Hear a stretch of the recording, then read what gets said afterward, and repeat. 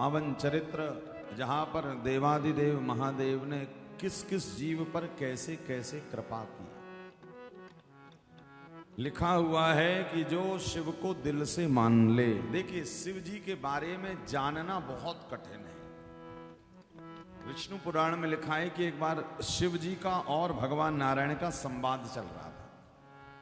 मैंने आपको कथा बताई थी ना कि जब शिव जी का प्रागट्य शिवलिंग के रूप में हुआ इस धरती पर, तो जो ब्रह्मा जी थे वो हंस का रूप बनाकर गए थे खोज करने शिवलिंग की, और नीचे जब भगवान नारायण गए थे तो वराह बनकर गए थे खोज करने के लिए। तो नारायण भगवान जब खोज करके आए तो कहा, प्रभु आपका आदि मध्य अंत पता लगाना असंभव है। तो भगवान नारायण ने उसी समय पूछा था कि प्रभु आखिर आप हैं क्या, आखिर शिव है क्या। तब भगवान महादेव ने कहा था भगवान से, हे नारायण, मुझे लोग जितना मान पाए बस मैं वो ही हूं। यदि कोई जीव मुझे जानने का प्रयास करेगा तो कभी जीवन में कर नहीं पाएगा। क्यों? क्योंकि भगवान को जानना नहीं जाता, महादेव को तो माना जाता है। भाई दुनिया को जानने का प्रयास करो, दुनिया कैसी है, महादेव को मत जानो। कि इनको जानने का प्रयास करोगे तो शायद जीवन पूरा खत्म हो जाएगा, किंतु इनको जान नहीं पाओ।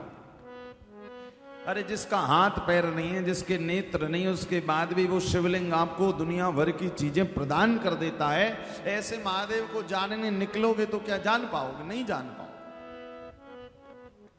ये तो उनकी कृपा है कि उनकी कृपा से हमारे दिमाग में जितनी उनकी बातें चढ़ जाएं, उनकी कृपा है। जिसको वो जनवाना चाहे उसको वो जनवा देते हैं, किंतु कितना जनवाते? बहुत ज्यादा नहीं जनवाते। और याद रखिएगा, जो महादेव को एक बार जान लेता है कि उसको पता लग जाता है कि भैया वास्तव में मृत्यु लोक की पारसमणि तो ये महादेव का शिवलिंग है। बस जिस दिन ये बात पता चल गई वो फिर किसी और को बताता नहीं, वो तो अपने अनुभव में रहता कि हमारे पास तो पारसमणि है, और दुनिया की जो भी वस्तु पारसमणि से स्पर्श करवाऊंगा वो सब सोना हो जाए। जानत तुम ही होई जाई, सोई जानही जेहि देहु जनाए।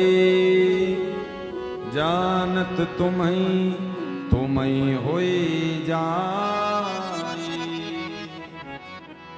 अब इनको जानने के बाद में क्या प्राप्त होता है? बोले ईश्वर का और जीव के प्रति प्रेम प्रारंभ हो जाता है। इसी कारण केवल इनको माना जाए। भाई आप लोग समुद्र को यदि जानने का प्रयास करोगे तो जान नहीं पाओगे। हाँ, जब समुद्र की एक बूंद पी लोगे तब पता चल जाएगा, अच्छा समुद्र का जल ऐसा है, ये खारा है। इसी प्रकार जब आप शिव भक्ति में लगते हैं तो आपको बाबा के करुण अवतार का पता जब लगता है, बस जितना मति में आ जाए। क्योंकि देखिए, शिव शास्त्र और शिव जी की कथाएं, हर एक कथा में आपको शिव जी की कथा मिलेगी। चाहे कोई भी कथा हो, देवी पुराण उठाकर देख लीजिए, उसमें भोले बाबा हैं। राम कथा में तो हैं ही। जो जितने भी पुराण बने हुए हैं, हर एक पुराण में महादेव का कोई ना कोई चरित्र किसी ना किसी रूप में है। क्यों? क्योंकि महादेव इस सृष्टि के आदि देवता हैं। आदि का मतलब जब ये सृष्टि नहीं थी उस समय भी जो था उसी का नाम शिव है।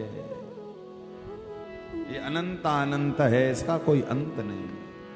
क्या देव है ये? महादेव आदि अनंत शिव देव देव महादेव। इसी कारण केवल इनको माना जाए। और हम मान क्या सकते हैं कि भैया जो पुराणों में लिखा है कि बाबा पे जल चढ़ा दो, बाबा पे दूध दही घी शक्कर शहद चढ़ा दो, बाबा पे बेलपत्री चढ़ा दो, इतना भी यदि हम मान रहे हैं तो बाबा कह रहे हैं बस ये मैं ही हूं।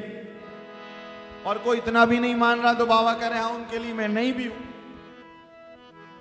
क्योंकि लिखा हुआ है कि रावण ने बाबा से अमोघ अस्त्र प्राप्त करने के लिए महादेव का अपने रक्त से भी अभिषेक किया।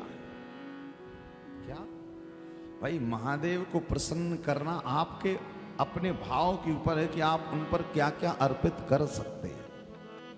और एक पूरे ब्रह्मांड में अकेला एक शिवलिंग ही ऐसा है जिस पर कुछ भी चढ़ा दिया जाए सब अर्पित हो जाता है। कुछ भी चढ़ा दो, रुद्र का मतलब है जिसके ऊपर जाने के बाद हर वस्तु उस पर अर्पित हो जाती है, हर वस्तु भस्म हो जाती है, उसमें ही मिल जाती है, उसी का मतलब शिव है।